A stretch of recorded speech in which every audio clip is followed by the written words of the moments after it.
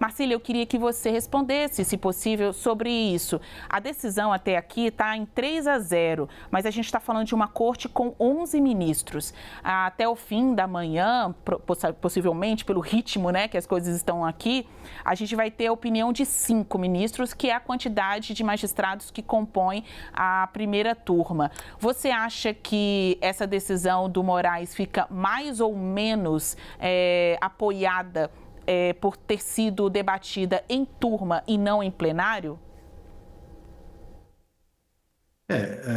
Sem dúvida alguma, há uma demonstração de força, que na verdade é uma demonstração de força que a gente já tinha visto quando, inclusive, houve aqueles vazamentos das mensagens feitas há alguns meses, e os ministros se solidarizaram em relação ao ministro Moraes. Então, a própria PGR havia feito isso. Nesse caso também, quando nós tivemos um parecer favorável do PGR em relação à decisão da suspensão, nós também tivemos aqui uma demonstração de força. Eu acho que o ministro Moraes está respaldado, e não é de hoje, em relação a essas decisões monocráticas que vêm sendo tomadas nesses inquéritos há tantos anos.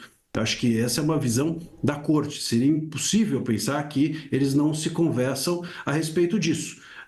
E eu acho que é muito importante, sem dúvida alguma, uma corte mostrar força. Não é possível, de fato, que uma empresa privada esteja acima da corte. Mas também acho que a demonstração de força tem de ser ponderada, porque a ponderação é uma das funções exigidas aos juízes. E a gente tem de lembrar que o X é uma empresa privada com efeito público.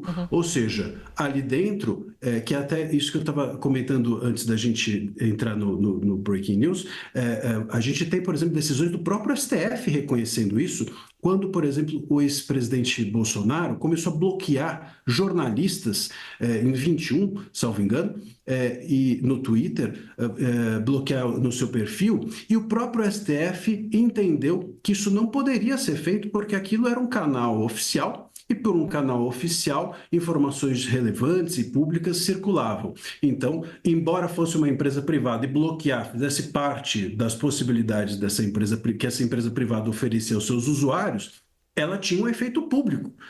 E aí, por isso que uma decisão como essa de banir a empresa afeta também a esfera pública e precisa ser ponderado, entendo eu, com um pouco mais de tranquilidade que entendo não ter havido, porque seria possível pensarmos em outras medidas um pouco mais cautelosas do que o banimento.